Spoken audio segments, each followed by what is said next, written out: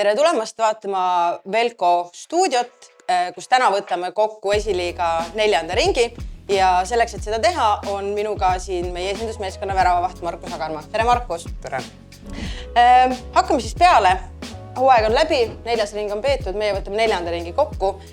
4. ringis 9 mängust 3 võitu, 3 viiki, 3 kaotust. Kuidas rahule võib jääda? Ma arvan, et siuke nii ja naa, et punktide mõttes, mis teeb 12 punkti vist on ju, et no, kui hooaja lõppu vaadata, siis me saime keskmiselt vooru kohta 15 punkti, et võib-olla natukene alla ootuste jäi see voor, aga ma arvan, laias laastus enam-vähem voor siuke. No, kui me hakkame pulkadeks seda asja võtma, siis mäng 4. ring algas meil võõrsil Levadia Tuubi vastu, kus tuli vastu võtta 0-1 kaotus ja värav löödi meile väga valusalt 90 pluss 3. minutil. Sellele kohe järgnes meie kodumäng Paide Tuubiga, keda me siiamaani olime väga üsna kindlalt ikkagi võitud. Okei, üks mäng oli vist 2-1, aga still. Ja sealt tuli 2-2 viik. Millest selline 4. ringi võib-olla oodatust natukene tagasihoidlikum algus võis tingitud olla? Hea küsimus. Ma ei teagi, ma äkki võib-olla Leva mängu meenutades, siis see oli see mäng, kus Leva ei toonud mitte ühtegi esinduses kedagi alla. Et neil oli vist Flora, aga mäng tulemas seal esindusel. Et võib-olla see oli veel mu sünnipäeva aeg, mäletan, et ikka lootsid, et alustame siit hea 4. ringiga, et oma sünnipäev ka, aga võib-olla oligi see, et see oli murumäng, siis seal läks aega kohanemisega, võimalusi tegelikult oli, ära ei löönud. Ja noh, kui Paide mängu juurde tulla, siis ma arvan, et seal oli lihtsalt tegelikult lohakus mäng meie poolt, et Paidele anda punkt ära sellises viimases faasis, ilmselt võib-olla maksis natuke kätte meile hooaja lõpus. Kas natukene oli see 4. ringi alguses seda hooaja lõpu väsimust või sellist hooajast pidimust ka tunda või oli tegelikult ikkagi siis veel kõik mehed olid hingega asja juures? Ei, ma arvan, väsimust ei olnud, et viimane voor kõik tahtsid täiega panna, kõik teadsid, et meil võib veel lootust olla sinna ülespoole, kas siis top 2, top 3. Aga ma arvan, et jah, 2 mängu alguses andsid kõva paugu meile, et peame tõsisemalt nüüd edasi võtma järgmised mängud. Et jah. No võib öelda, et järgmise mängu võtsitegi tõsiselt, mängisite võõrsil Elva vastu. Enne seda mängu meil sel loal Elvaga oli 2 viiki ja 1 valus kaotus hooaja esimesest ringist. Ja nüüd siis lõpuks saime selle võidu kätte 1-0 Mark-Vilja Mugra väravast, kui ma ei eksi. Kui magus see revanš oli? Kas võistkond pööras sellele kuidagi ka erilist tähelepanu? See oli magus kindlasti, sest et Elvat me ei olnud võitnud, me ei olnud väravat teinud. Veel Elva kodus, Elva murul, mis ei ole üldse lihtne väljak. Et ma arvan, kõik need asjad kokku tegelikult oli väga magus võit. Mugra värav oli ka 30 pealt vist lõi midagi, et selles mõttes ilus värav ka. Ma arvan, väga magus võit meile sealt. Aga kui vaadata tabelit, me lõpetasime kindlalt 4. Elva viimases voorus kukkus hoopis 8. Peab hakkama mängima üleminekumänge. Et siis me oleme just kui tabeli erinevates otstes, aga punkti vahe oli tegelikult päris suur. Miks meil oli Elvaga sel aastal nii raske? Ma arvan esiteks see, et kuna juba Lõuna-Eesti derbi on selle asja nimi ikkagi esiliigas, et see tihti peale mängijad paneb mõtlema, et derbimäng, samamoodi Elval ilmselt võitlust rohkem, võib-olla rahvast natuke rohkem, et siuksed võib-olla kõigil on natukene seda vinti juurde keeratud nii meie mängijatelt kui ka Elva mängijatelt ja siis see mäng kipub tavaliselt nii minema, et tulevad võrdsed lahingud sealt. No lähme edasi. Järgmisena oli Velko Harjumäng. Räägime alustuseks sellest, et siin enne mängu oli selline Eesti jalgpallis üsna tavatu avasshow algus, muusika, live-gitarrist, 563 inimest, ehk väga palju rahvast. Sina saad väljakule marssida selle väljamarsi ajal. Kas see oli midagi ägedune ja oli siis miks? Äge oli kindlasti, et siukest asja isiklikult ei ole kogenud. et sihuke muusika, live-muusika, kõik see, ma arvan, et natukene tulid siuksed külmavärinad peale, kui sisse marsid. Et aga selles mõttes see hetk, kui me nii-öelda alati marsime sisse, siis sa ei näe tegelikult palju publikut on. Sa pöörad ümber, siis sa nägid ainult neid neid nii-öelda telefonite valguseid. Et kindlasti väga-väga äge tunne. Enne mängu oli sihuke hea mõnus, sihuke väike nii-öelda külmavärinad sees. Täna peame andma maksimumi, et see rahvas saaks rahul olla mänguga. No, kui oli ette teada, et tuleb selline eriline show ja on oodata palju rahvast, kas see ühest küljest, nagu sa ütlesid, võib-olla veidi siuksed värinad olid sees, mida oli teada, et täna tuleb panna. Kas see paneb võistkonnale kuidagi ka lisapinge peale? Ma arvan, pinget ei pane, sest et enne mängu me ütlesime, et kõik naudiks seda hetke, et siukseid hetki ei tule nii-öelda iga päev. Et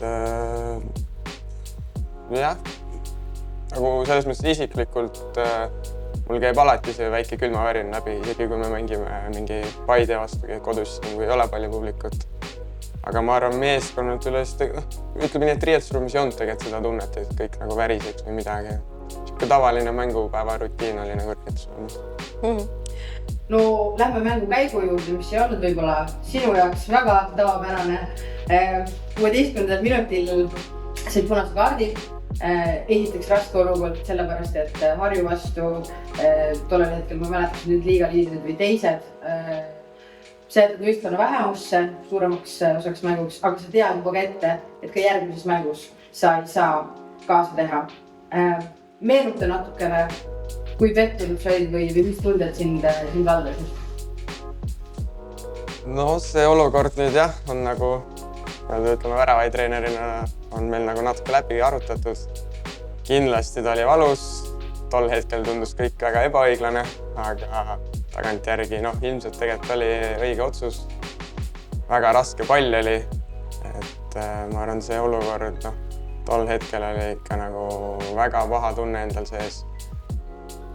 Päev hiljem oli samamoodi, et jätsin meeskonna väga raskesse seisu. Et väga raske tundus, et me võime sealt võiduga või viigiga ära tulla. Kuigi muidugi sisimas ma alati siin lootsin, vaatasin ise siin mängu edasi. Et tavaliselt jah, et kui tšükk olukord on mul ühe korra ka elus olnud, et siis ma tavaliselt ei taha minna nagu välja vaatama, vaid vaatan mängu sees, et loodan siin, et äkki juhtub mingi ime. See oli lähedal, aga Harju ikkagi oma paremuse ja kvaliteediga võttis ikkagi selle mängu ära lõpuks. No Harjuks, nagu me nüüdseks teame, nad tõusid tagasi Premium-liigaste. Võib-olla kümnekesi mängides oligi natukene raske pähkel, eks ole, pureda, kuigi nüüd ütlesid imesid juhtub, aga võib-olla juhtub siis mõni teine mäng meiega tulevikus. Sealt edasi mäng, kus sina kõrvale jäid võõrsil Tallinna Kalevi Tuubiga. Enne seda mängu me olime Tallinna Kalevit võitnud 3-0, 5-2, 3-0 ja nad olid ka seal tabeli ikkagi teises pooles. Ehk tundus ka just kui Paide vastu, Paide Tuubli vastu, et võiks olla siuksem lihtsam mäng või siuke mäng, kus kohustuslikud punktid ära võtta. Eriti vaadates, et Tallinna Kalev väga palju vist ei ole kasutanud esindusmeeskonna mängijaid alla ka. Ehk et võiks olla meie jaoks mängitav võistkond. Juhtus aga nii, et kaotasime võõrsil 2-4. Tagantjärgi tarkusena võib öelda, et ilmselt Kalev oli juba siis alustanud oma lõpusporti, et mitte üleminekuvängi mängida, mis neil ka ju õnnestus. Et mis sinu arvates seal mängus juhtus? Kas meie läksime võib-olla natuke vastust alahindama või nemad just olid seal oma lõpuspordi juures ja panid natukene grammi juurde ja teadsid, et võib-olla see on see mäng, kus meilt on võimalik punkte nostata? Käisin ise mängu vaatamas, läksin ikkagi meeskonnaga kaasa. Et selles mõttes see oli vist see aeg veel, kui oli peale Harjut oli veel koondise paus, ehk siis pikk mängupaus. Siis tuli alles mäng, kui ma ei eksi, äkki see Kalev mängis seda noorte Euroliiga mängu, ehk siis neil oli võib-olla mäng all juba, natukene suhteliselt sarnane sats oli seal. Aga see mäng selles mõttes täpselt nagu iga teine tundus tegelikult. Riietusruumis oli siuke korralik õhkkond enne mängu. Kõik olid häälestatud, keegi ei läinud alahindama. Et võib-olla jah, lihtsalt see meeskonna alg 11 oli päris rohkelt roteeritud. et samamoodi Rasmus Kala ei olnud seal, kellega me koos vaatasime. Vastus veel, kes seal veel võis puududa, aga mäng tundus tegelikult väga ilus kontrolli all, aga peale 20 minutit oli küll tunne, et kas läheb jälle niimoodi see asi. Et tegelikult me domineerisime seda mängu, Kalev oli lihtsalt kontras väga hea, hästi nõelasid ja tegelikult lõpuks neil see hooaja, ma arvan, 4. ring oli väga edukas ja tänu sellele nad ka üleminekumängust pääsid, et neil oli, tundub, et see Alo suutis nendega nagu hea rütmi leida ja poisid mängisid päris hästi.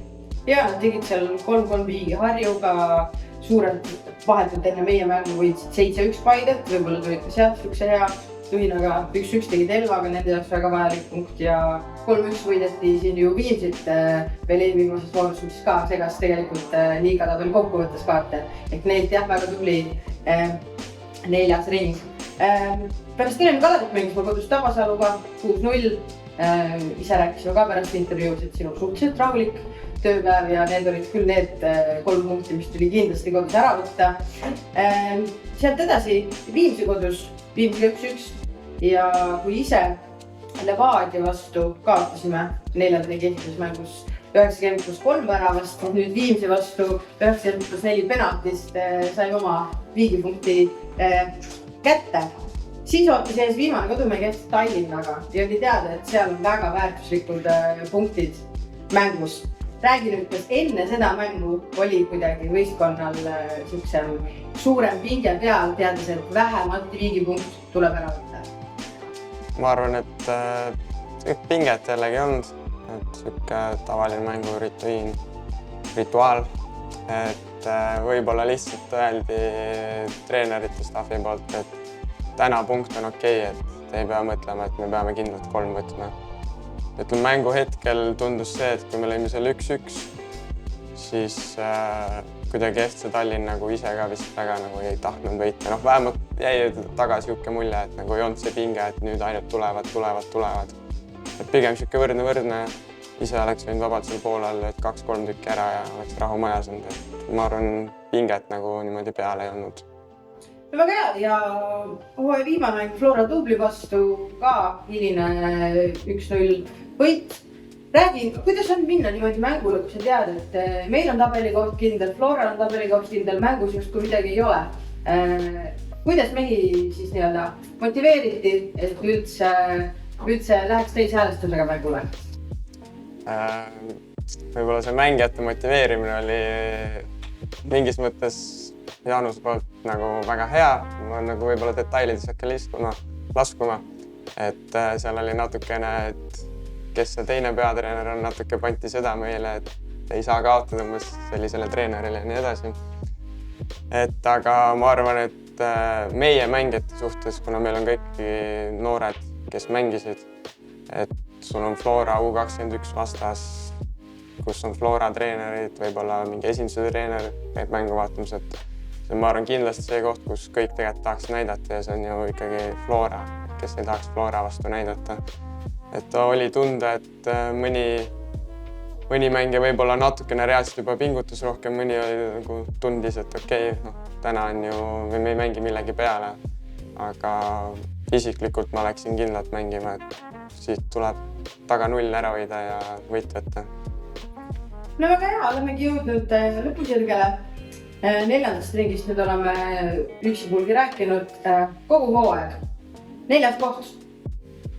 Kuidas sinu arvates võib tulemusega rahule jääda? Arvan, et laias laastus, kuna me tulime alles esiliigasse, võib rahule jääda. Kuigi meeskonna sees, kus meil iga aasta on, kus paneme meeskonna siseselt, kus ei ole treenereid, paneme meie eesmärgid ja siis, kus võiks treener arvata, et me isiklikult meeskonnana panime top 3. Väga hästi mäletan seda, et tekkis küsimus, miks me üldse siis jalkat mängime, kui me ei pane isegi medaleid. Aga tegelikkuses ka 3. koht ei jäänud kaugele, ka ju samuti mingi hetk me olime seal väga piiri peal, et mängida kas siis tiitli peale või üleminekumängude peale. Lõpuks see vahe ikkagi kärises pigem ära, aga ma arvan, väga suures plaanis me täitsime eesmärgi, et järgmine aasta teha veel parem hooaeg. Ja veel täitsa lõpetuseks, et kui sa ütlesid, et võistkond seadis eesmärgiks top 3, siis tegelikult pärast esimest ringi, kui me nüüd eksime, olimegi täitsa esimesel kohal. Et siis vist nagu tundus, et kõik justkui läheb plaanipäraselt, aga ilmselt võis olla natuke seda, et esiliiga päris tunnuna võib-olla mõned vastased alguses natuke alahindasid meid ja hooaja jooksul natuke justkui sättisid ja said aru, kuidas me tegelikult mängida oskame. Ehk kokkuvõttes 4. koht võib rahule jääda ja võib vist ka rahule jääda sellega, et meil oli esiliigas selle hooaja kõige suurem keskmine publiku number, 250, kui ma ei eksi. Sina, kes sa siin terve pika hooaja kaasa mängisid, on sul fännidele midagi, mida sa tahaksid öelda nendele inimestele, kes terve hooaja jooksul käisid teid siin toetamas? Esiteks suur kummardus neile, et nad käisid, mitte ainult kodumängud, ka võõrsilmängudel oli kuulda seda laulmist ja kaasaelamist. Et ma arvan, nagu Eestis on väga vähe sellised, kus käiakse nii kodumänge toetamas kui ka võõrsilmänge, et see on nagu alati tekib see lisamotivatsioon, et veel pingutada, sest lõpuks me mängimegi neile seda jalgpalli, eriti veel iseseisva klubina. Ma saan aru, kui me mängime seal duubel meeskond tuleb, et siis võib-olla tekib seda, et on raske seda publikut kohale saada, aga samas need Harju Viimsi vastasseisud need nagu näitasid, et publikut tuleb, samuti meie publikut tuleb sinna võõrsil, mäletan Viimsiga viimane võõrsil, et ühel pool olid Viimsi fännid, teisel pool olid meie fännid, et see oli nagu väga suur motivatsioon, et inimesed tulevad Viimsisse kohale, kus siit sõidad pea 2,5 tundi, et nagu pead näitama, et me ei tulnud niisama siia mängima.